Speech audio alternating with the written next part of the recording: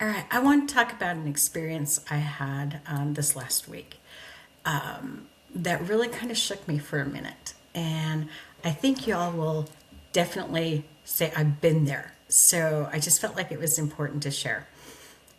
I was talking to a group of women, and I love talking to people to help them see their potential, to help them grow, just because somebody did that for me. And I really believe that it's my passion, it's what I'm supposed to do, it's my purpose, right? Is to help others see their potential.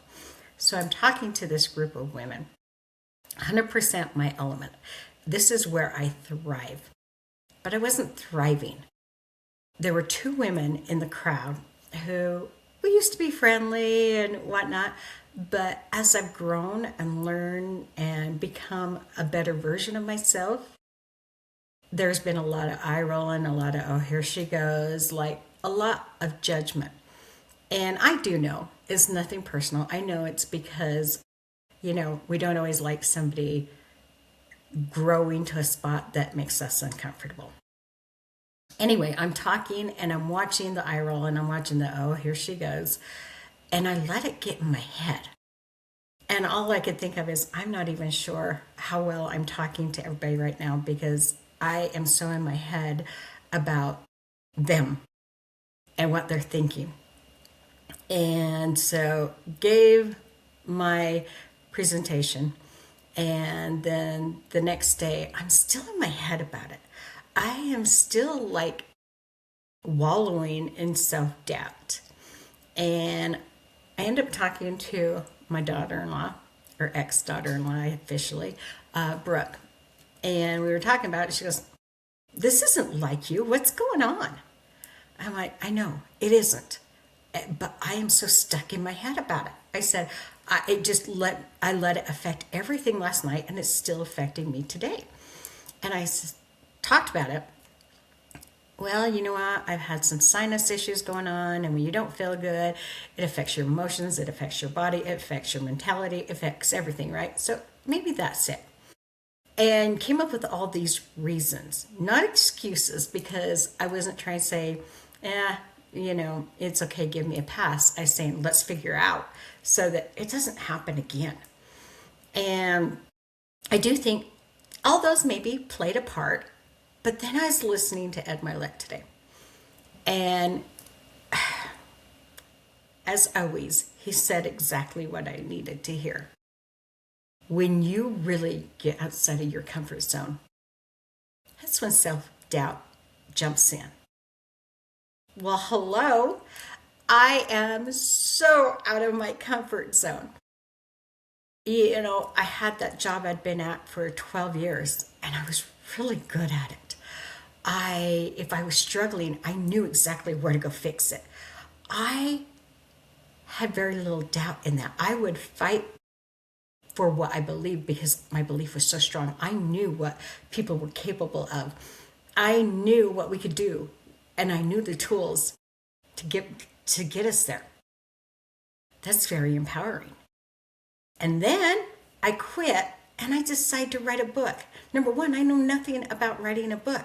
Number two, I self-published. So it doesn't get out there unless I get it out there. No, I don't know how to get it out there. I decided to start a podcast.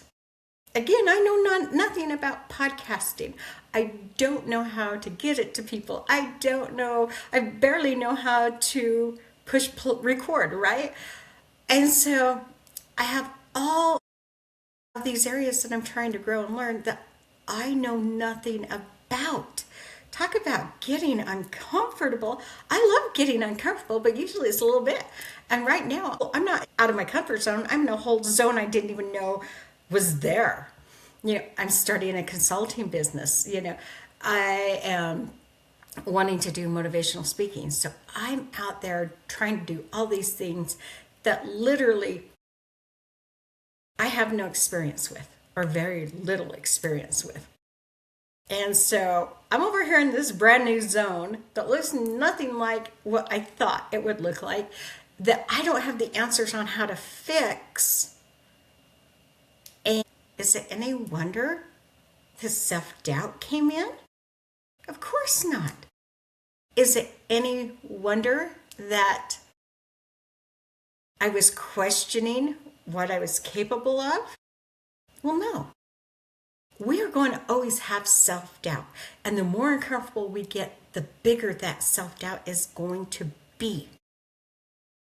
It's okay to have self doubt because you're never ever going to get to a place where you have zero self doubt. But if we can keep that self doubt fewer and farther between, if we can stop it as soon as it happens, we're going to be so much further ahead. I really thought about it and thought, the self doubt is there. And it really wasn't about those two. And I normally wouldn't let them bother me. I was already having self doubt in this direction I've taken. I do believe this is what I'm meant to do. My doubt was, do I have the ability to get it there? Well, if I'm meant to do it, obviously I do. It means I got to start learning things. I got to up my knowledge, which is scary, especially because sometimes I don't even know where to look to learn. So I'm already pushing my comfort zone to where it's going to lean into my self doubt. And then you have those people who are just waiting for you to fail. And is it any wonder why you question it? I really, really want you to understand when you have self doubt, number one, it is natural. Number two, be aware of it, catch it, and then stop it. We can't stop it if we're unaware, right? So we've got to learn to ask those questions. Okay, what made you do this? Because this is not you. So when self-doubt happens, what are some of the things you can do? Practice self-compassion. You're only human.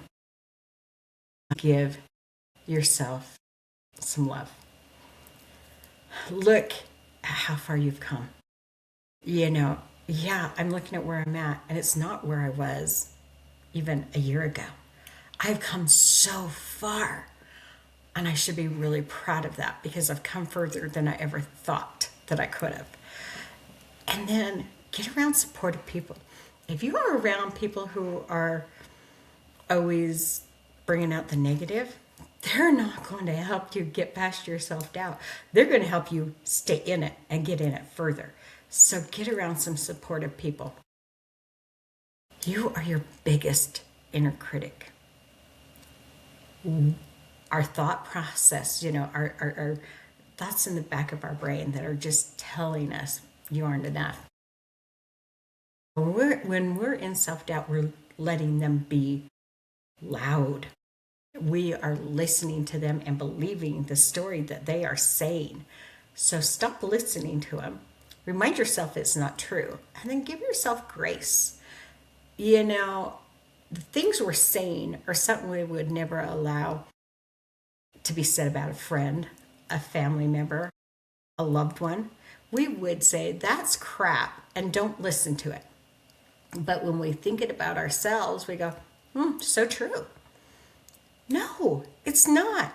So quit listening to it and then remember to give yourself and fight for yourself the way that you would for your friend or your loved one. Don't let your thoughts be your story. Guys, our thoughts control us, so change your thought. Your story is what you believe it to be. So if you believe that self-doubt, you got to stop it. You don't want that to be your story. It's not meant to be your story. That bully who's living inside your head right now, don't let him win. It's not true. It's just meant to keep you small. It's meant to keep you where everybody else is comfortable with you, but you are not, because you can feel yourself dying a little bit more and more inside. So I just read a quote. It said, fear and self-doubt have always been the greatest enemies of human potential. That is so true.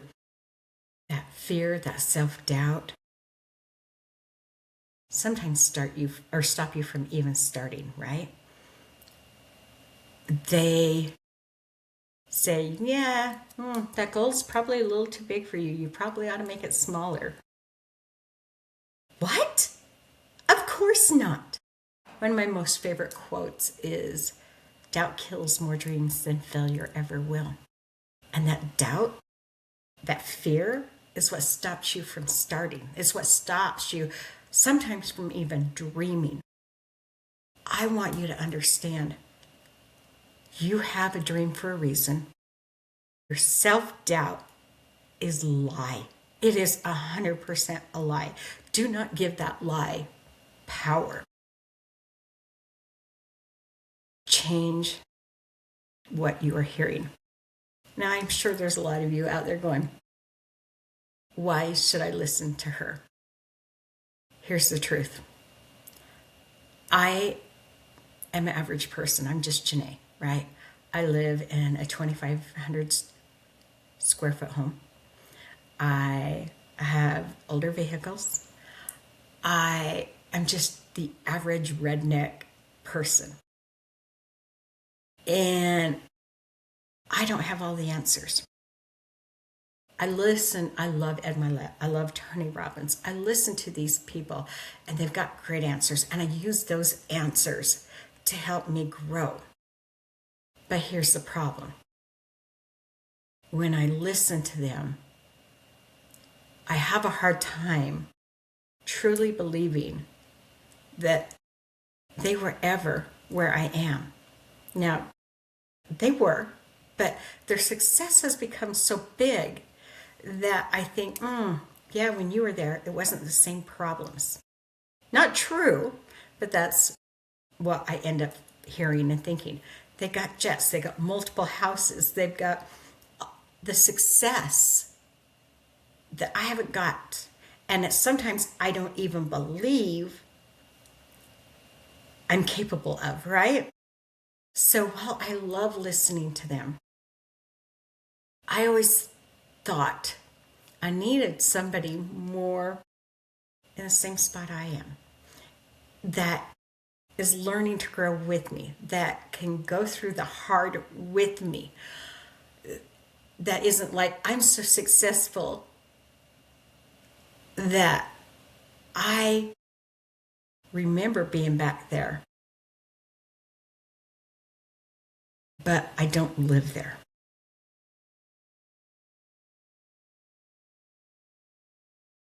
I might just have a different look on it.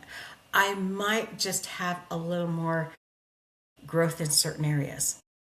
But I can understand exactly what you're going through because I'm either there now or I just got out of it. And I think that's how we grow, is by going through it together and lifting each other up. Yeah, one day I'm going to be where Ed is. One day I'm going to be where Tony is. But I'm not there yet. Let's get there together. Let's look at our dreams and say, this is what we are capable of doing. I'll have all the answers, but I believe you get great answers by, getting knowledge, but also by collaborating. So, the more that you guys comment and that we talk together and we say, ooh, yeah, I just went through that, and here's how I got past it, the more that we understand that bully inside of our head isn't just us, that it's everybody. Everybody has that bully. Just some people have quieted it better. And I think we learn how to get there together. So if you're looking at me going, who is this lady? She doesn't have the answers. You're right. I don't. I have the growth day to day, right?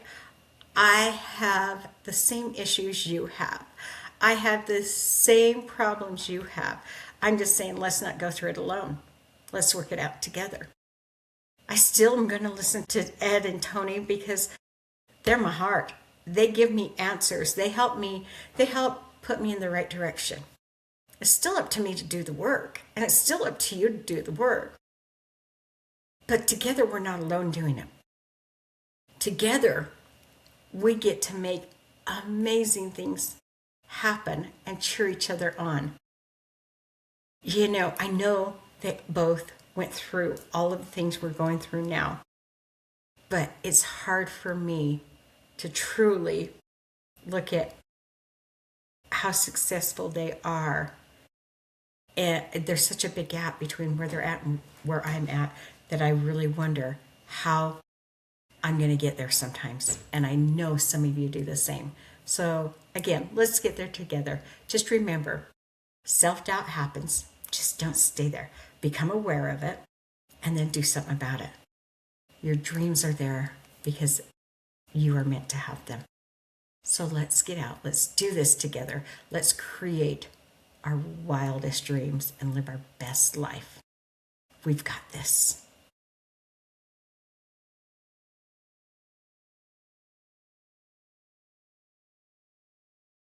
Thank you for spending this time with me and for listening with an open heart and for choosing to invest in your growth today. If this episode spoke to you, I'd love for you to share it with someone who might need the reminder that their dreams still matter. Sometimes one conversation, one message, one moment of encouragement can change everything. And if you want to go deeper, my book, Rise, Believe, Become, was written for the in-between seasons, the moments when you know there's more for you, but you're still finding the courage to take the next step. You can find my book on Amazon, and remember, no matter what phase you're in, your dreams don't expire. Until next time, keep rising.